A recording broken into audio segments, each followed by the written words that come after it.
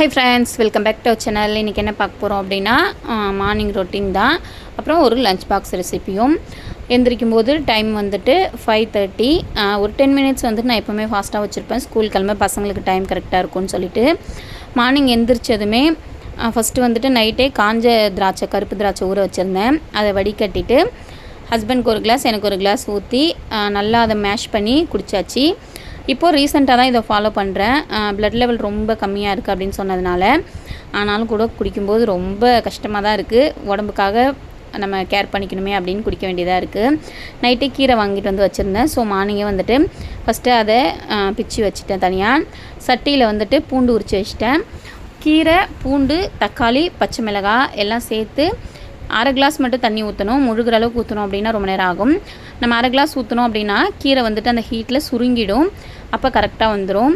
ஒரு பிளேட் போட்டு மூடி வச்சிட்டோம் அப்படின்னா 5 to 10 நிமிஷம் நல்ல ஹீட்டில் வெந்துடும். அடுப்பு ஆஃப் பண்ணிவிட்டு ஆற வச்சுட்டு மத்து இருந்ததுன்னா மத்தில் கடைஞ்சிக்கலாம். அப்படி இல்லைனா மிக்ஸி ஜாரில் கோர்ஸ் மோடில் ஒரே ஒரு தடவை நம்ம வச்சு எடுத்தோம் அப்படின்னா கரெக்டாக வந்துடும். ரிவர்ஸ் மோடில் எடுத்தோன்னா இந்த மாதிரி ஸ்டேஜில் வந்துட்டு நல்லா வாசனை வரும், கீரை வெந்த வாசனை.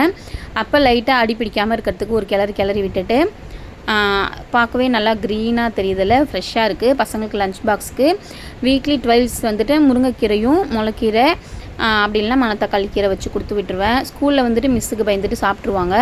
நம்ம வீட்டில் இருக்கப்போ செஞ்சால் கண்டிப்பாக சாப்பிட மாட்டாங்க. அதனால தான் கீரையை மட்டும் ஆற வச்சுட்டேன். வேறு எந்த ஒர்க்குமே பண்ணலை. பாத்திரம் நைட்டு அப்படியே கிடந்துச்சு. ஸோ மார்னிங் அதெல்லாம் க்ளீன் பண்ணவே டைம் ஆகிடுச்சு. கடை வந்துட்டு 6:30 மணிக்கு திறந்தால் தான் கரெக்டாக இருக்கும். ஸோ பால் வாங்கிட்டு வந்து கடையை திறந்துட்டு எனக்கு மட்டும் ஒரே ஒரு கிளாஸ் டீ போட்டு எடுத்துகிட்டு வந்துட்டு கடையில் இருந்தேன். 7-7:30 போல் தான் பாட்டி வந்தாங்க. அதுக்கப்புறம் கடையில் அவங்க இருப்பாங்க ஒரு மணி நேரம். அந்த டைமுக்குள்ளே நான் லஞ்ச் முடித்து பசங்களை ஸ்கூலில் விட்டுட்டு வந்துடுவேன். இப்போது மிக்ஸி ஜாருக்கு ட்ரான்ஸ்ஃபர் பண்ணிட்டேன் கீரையை.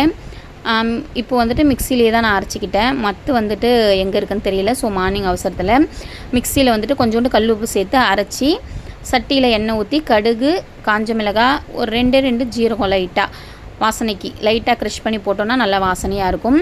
வேணும் அப்படின்னா சின்ன வெங்காயம் ஒரு 10 சேர்த்துக்கலாம். எனக்கு டைம் இல்லாததுனால நான் இன்றைக்கி வெங்காயம்லாம் சேர்க்கலை. நல்லா தாளிச்சிட்டு கீரையை கொட்டியாச்சு. கீரை முடிஞ்சிருச்சு. இப்போது ரைஸ் வந்துட்டு வச்சுட்டேன் இந்த பக்கம்.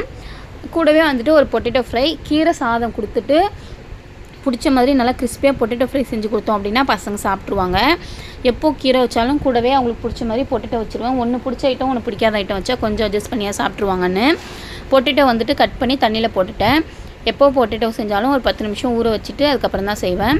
ரொம்ப சிம்பிளான ஒரு பொட்டேட்டோ ஃப்ரை, ஆனால் டேஸ்ட் அல்டிமேட்டாக இருக்கும்.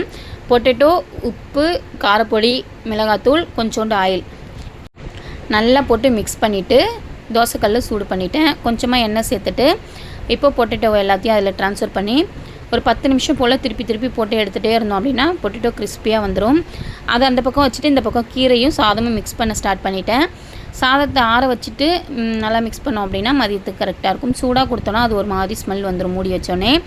ஸோ லைட்டாக ஆற வச்சுட்டு பொட்டேட்டோ வந்து திருப்பி போட்டுகிட்டே இருந்தேன். அது வந்துட்டு கொஞ்சம் கூட ஒட்டலை பாருங்கள். லைட்டாக ஆயில் சேர்த்தோன்னா ஒட்டாது. ஆனால் இன்னும் கொஞ்சம் நல்லா கிறிஸ்பியாக ஆகணும். டைம் வேறு 8:45. இன்னும் 5 மினிட்ஸில் வீட்டிலேருந்து கிளம்புனா தான் கேட் மூடுறதுக்குள்ளே பசங்களை விடுறதுக்கு கரெக்டாக இருக்கும்.